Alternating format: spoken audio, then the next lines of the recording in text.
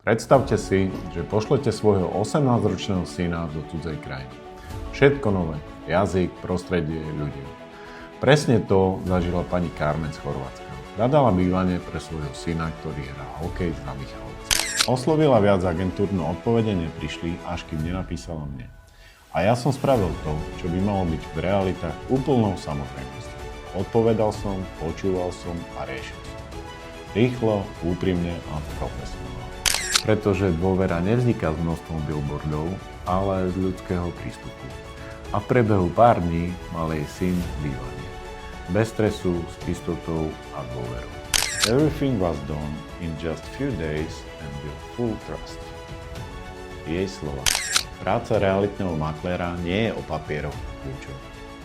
Je o ľuďoch, o príbehoch a domoch.